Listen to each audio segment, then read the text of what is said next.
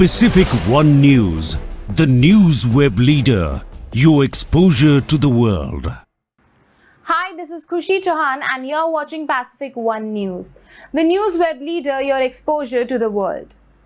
Samajwadi Party President Akhilesh Yadav has alleged that Bahujan Samaj Party candidates are finalized at the Bharatiya Janata Party office to prevent the victory of SP nominees.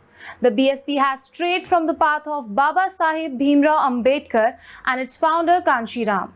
The BSP has colluded with the BJP and works as the B team of the ruling party. In the previous assembly elections, the BJP office finalized the BSP candidates. The BSP candidates were fielded not for the victory but to prevent the SP candidates from winning, he said. All the raids by CBI, ED and Income Tax Department are being carried out on opposition leaders with political intentions. The SP chief claimed that raids were being executed to discredit the opposition parties because they were standing firm against the ruling BJP. But the public is aware and understands all the raids are motivated by the approaching Lok Sabha polls, he said. Akhilesh Yadav said raids on a perfumer in Kannauj had unleashed the propaganda that money was found with the trader who had made the Samajwadi perfume, but when the truth surfaced, it was exposed that the trader was associated with the BJP. The BJP gets investigation agencies to do such raids before elections, and those found tainted by the CBI, ED and Income Tax Department join the BJP and enter a safe zone. Raids are no longer carried out at their places, he said. Akhilesh Yadav also attacked the BJP government in Uttar Pradesh, asking it whether it will take bulldozer action against an IPS officer whose old video of the officer demanding money from a businessman emerged on social media on Sunday. Crore क्या जो मुस्लिम है क्या उनको कहीं समुंदर में फेंक दिया जाए? बहुत स्थिति खराब है, क्या कहेंगे? भैया फोन नीचे करना भैया देखिए मेरे साथियों, जिस दिन से भारतीय जनता पार्टी उत्तर प्रदेश और देश की सरकार में आई है, उनकी हर पॉलिसी यही है कि डिवाइड एंड रूल। जिस तरीके से अंग्रेज हमें आपको बांट कर करके राज करते रहे, उसी तरीके से भारतीय जनता पार्टी लगातार इस कोशिश में है कि समाज को बांटा जाए और इस तरह से नफरत फैलाई जाए जिससे समाज बटा हुआ दिखाई दे और वोट ले लिया जाए।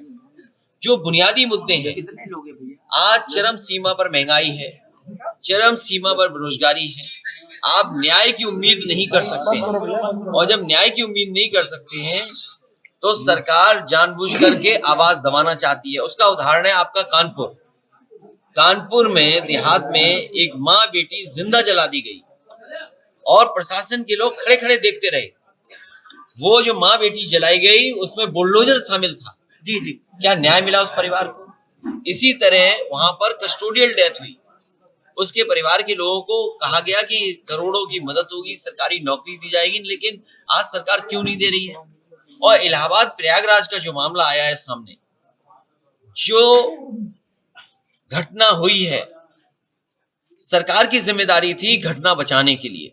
जब सरकार की जानकारी में थी कि जो मुख्य गवाह है उसको सुरक्षा की जरूरत है, 2 गनर उपलब्ध कराए गए और गनरों की जान चली गई, उसकी खुद हत्या हो गई। आखिरकार सरकार क्या कर रही थी? उनकी इंटेलिजेंस क्या कर रही थी? फारूक अब्दुल्ला ने यह भी कहा है कि क्या बुलडोजर केवल मुसलमानों पर ही चलेगा? नहीं, स्वाभाविक है, भारतीय जनता पार्टी अपने विरोधी लोगों को ऊपर बुलडोजर चला रही है। क्या भारतीय जनता पार्टी के घर मकान उनके लोगों के गैर कानूनी नहीं है? मुझे याद है बरेली में मैंने जानकारी जब करवाई थी, उस समय बड़े से बड़े नर्सिंग होम, घर, कुछ संस्थाएं ऐसी बनी हुई हैं जो इलीगल है, उन पर क्यों नहीं चल रहा बुलडोजर?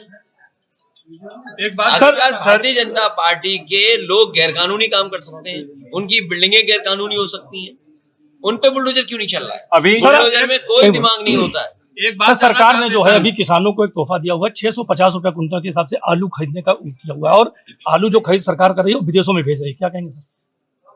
ये सरकार झूठी है, सरकार इतनी बड़ी झूठी है जिसकी आप कल्पना नहीं कर सकते। Pacific One News, the news web leader, your exposure to the world.